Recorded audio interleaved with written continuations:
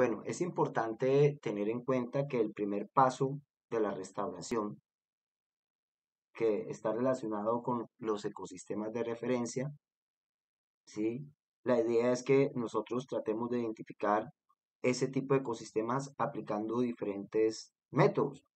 Y ya en el segundo paso, que es evaluar el estado actual de los ecosistemas, entonces aquí es donde nosotros vamos a precisar cuáles serían esas variables o atributos del ecosistema que se requieren y se inicia la comprensión, por ejemplo, del tipo de escala al que se desea trabajar, local, regional o global.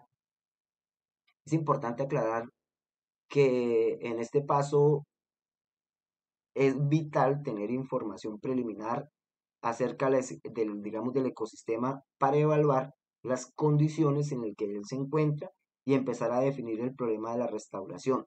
También un aspecto muy importante es empezar a ligar los factores tensionantes, es decir, todos aquellos disturbios y también todos los atributos del ecosistema, pues para poder determinar el grado en el cual los indicadores de integridad ecológica se desvían de las condiciones de referencia y las amenazas y las causas de degradación a las que pueden estar sometidos todos los relictos del ecosistema o las grandes áreas, tal como el caso, por ejemplo, de las áreas protegidas.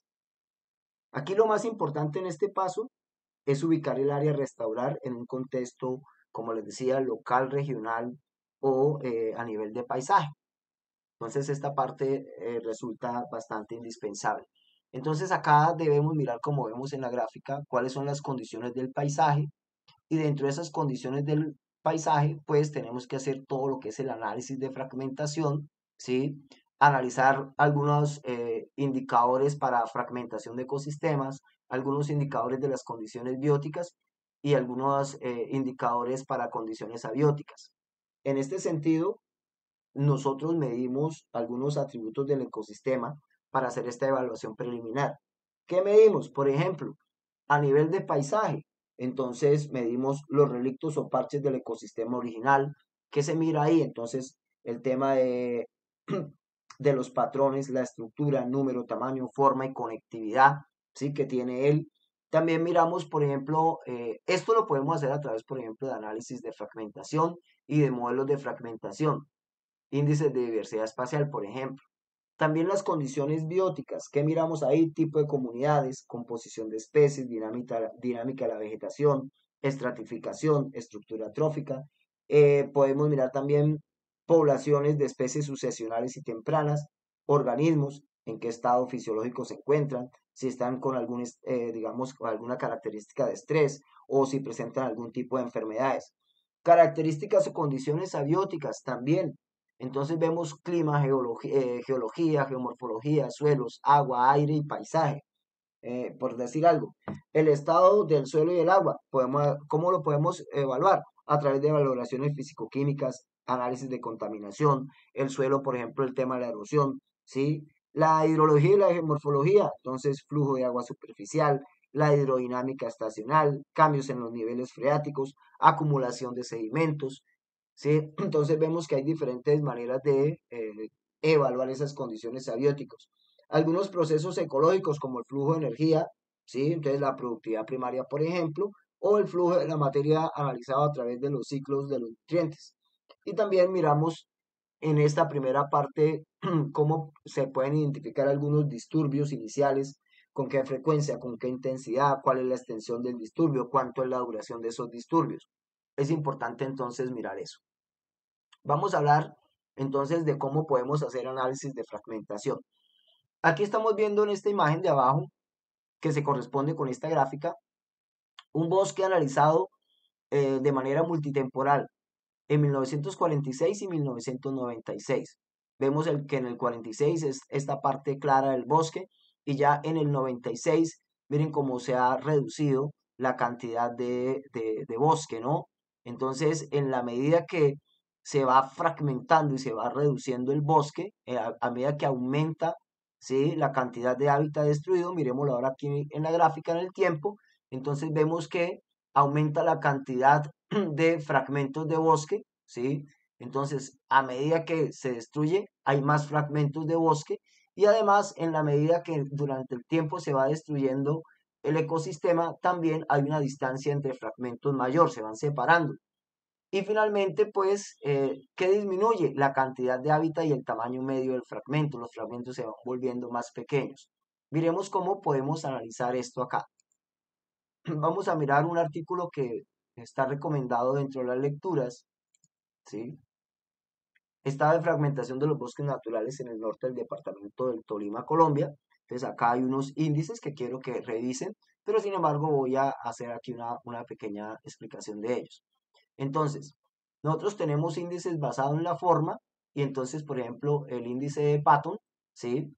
Es un método que pues lo que me mide es la forma del bosque y de acuerdo a Henao en el 88, digamos, él tiene unos valores en los que se analiza donde aquellos valores que son mayores a 2 presentan formas irregulares. Cuando se mira una imagen satelital, sí, por ejemplo, estas formas irregulares que vemos acá ahí con el cursor, sí, esas formas tendrían valores superiores a 2, lo cual indica que el efecto de borde en ellas es muy grande, sí. Entonces esas formas irregulares están sujetas o se acompañan de condiciones no muy aptas para el ecosistema. Bien, ahora, y valores menores a 1, entonces tenemos formas redondas. Entre más compacto el bosque, tiene mejores condiciones, ¿sí? Entonces este índice está dado por el índice de diversidad de Patton, que sería igual P, que es el perímetro de cada fragmento, dividido en 2 por la raíz cuadrada de pi por la raíz del área de cada fragmento, ¿sí? Entonces esos valores se analizan, ¿sí? Teniendo en cuenta que en la medida que sean más redondos tendrán mejores condiciones. Ahora, basado en el índice de Patton, podemos evaluar el índice de compactación, ¿sí? ¿Y qué es lo que mide ese índice de compactación? El grado de fragilidad o exposición que tiene un fragmento a los efectos de la matriz. Y esos valores van a oscilar entre 0 y 1. Entonces, siendo frágiles los valores más cercanos a 0 o igual a 0, y todos los valores que se acercan a 1 o igual a 1 serán menos frágiles y serán más compactos, es decir, son menos efectos expuestos a los efectos de la matriz. Entonces, ¿cómo se expresa? Como 1 sobre el índice de Patton, es decir, la inversa de Patton. Listos, ya sabemos que los valores cercanos a 1 indican mejores condiciones, cercanos o iguales a 0, entonces indica que son más frágiles. También tenemos unos índices basados en sistemas de información geográfica. Entonces tenemos, por ejemplo, el índice de continuidad espacial de Boltzmann, en el cual entonces nosotros vemos que el índice está dado bajo la relación del logaritmo neperiano de la sumatoria total del área o de los parches del bosque que estoy analizando en metros cuadrados sobre la sumatoria de los perímetros totales de los parches, ¿sí? Dados en metros. De esta manera nosotros tenemos allí el índice de Boltzmann. Ahora, los valores altos implican una mayor continuidad del bosque y los valores bajos van a reflejar una mayor fragmentación o discontinuidad. Pero miremos por acá para entender un poco esto.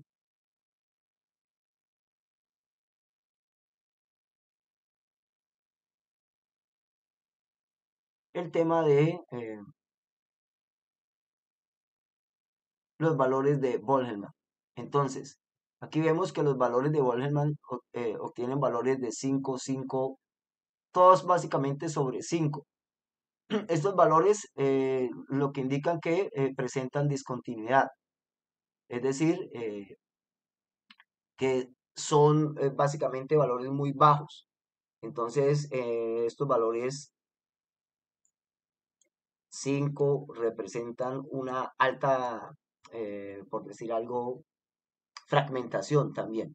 Están asociados a la fragmentación que nosotros podamos encontrar. Listo. Ahora, también vamos a ver que tenemos el grado de fragmentación. ¿Qué es el grado de fragmentación? Si nosotros lo vemos y lo analizamos, sencillamente es el área del bosque en hectárea, ¿sí? Es decir, el área del bosque es el área total de los fragmentos dividido en el área total en hectáreas, es decir, incluyendo los fragmentos y la matriz.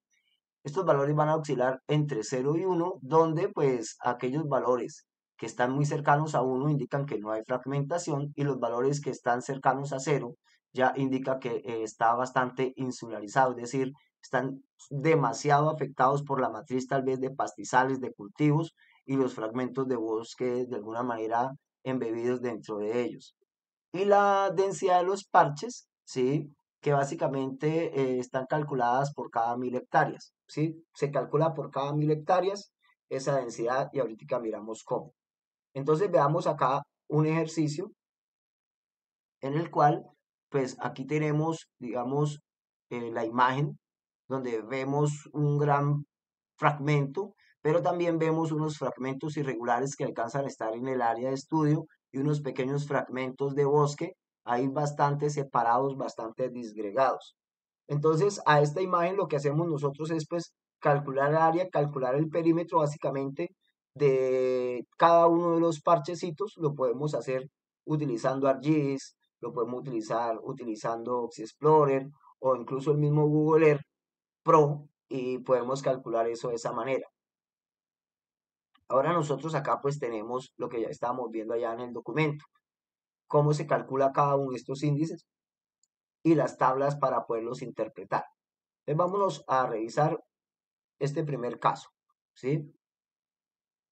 Acá vamos a mirar, por ejemplo, para la cuenca A, me dan el área en metros cuadrados, ¿sí? Y el perímetro de los fragmentos en metros.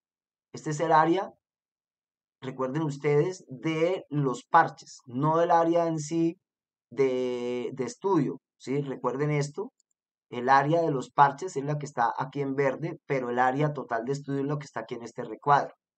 Entonces, y recuerde que ese índice, en este caso, me dice que el área total de los parches sobre el perímetro total de los parches.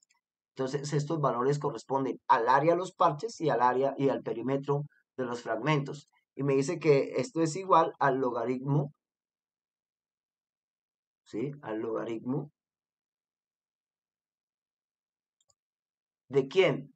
Del área dividido en el perímetro total de esos fragmentos y me dan valores de 5.3, lo cual indica pues que son valores muy bajos, ¿sí? Entonces, ¿qué debemos nosotros entender aquí? Entonces, lo que debemos entender que la continuidad que tiene el bosque no es muy buena y se refleja una gran fragmentación. Y entonces vemos cómo el bosque está realmente, ustedes ven los parchecitos, bastante fragmentado, que esa continuidad espacial no es la mejor, ¿sí? Es bastante grande la distancia que hay entre esos fragmentos. También calculamos allí, ya vimos cómo calculamos este índice de Boltzmann.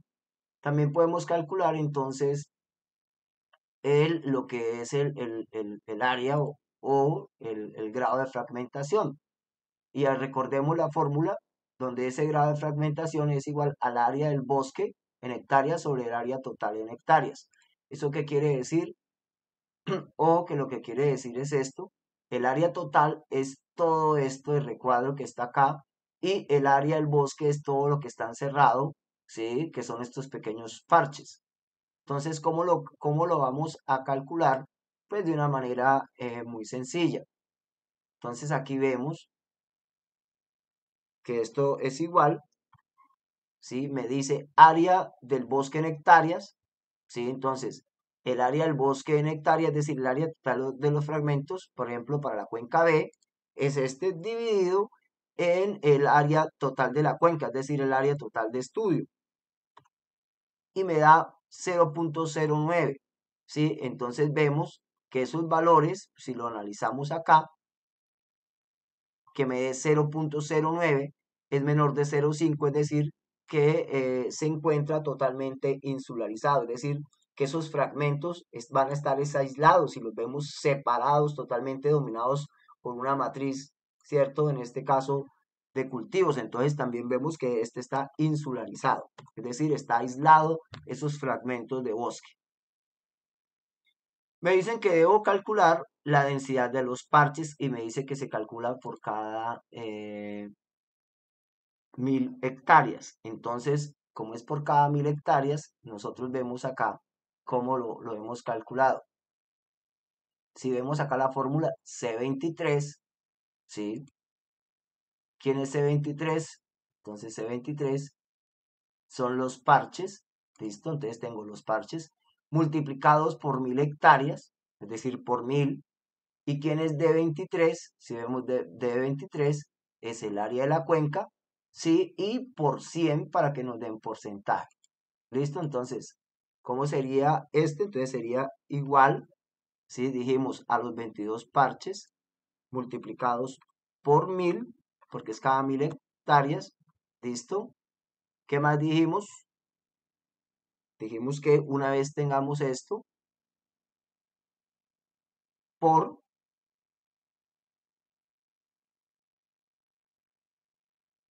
no, perdón, discúlpeme un momento, miramos acá nuevamente, dividido, muy bien, entonces tenemos igual a el número de parches por 1000 hectáreas, esto dividido en el área de la cuenca, y voy a meter esto dentro de paréntesis, y todo esto por 100 para que nos den porcentaje. Y vemos que, bueno, nos da, voy a quitarle acá cifras significativas, 27.6 la densidad, ¿sí? De los parches en relación al 100%, o sea, la densidad del bosque es muy baja, ¿sí? Del 27.6%. Realmente termina siendo muy baja. Ahora miremos el tema de las formas, ¿sí? Entonces me dice que este perímetro lo vamos a calcular basado en esta ecuación. Entonces me dice que el índice de forma de Patton es igual al perímetro. Entonces nosotros le vamos a dar igual al perímetro del fragmento.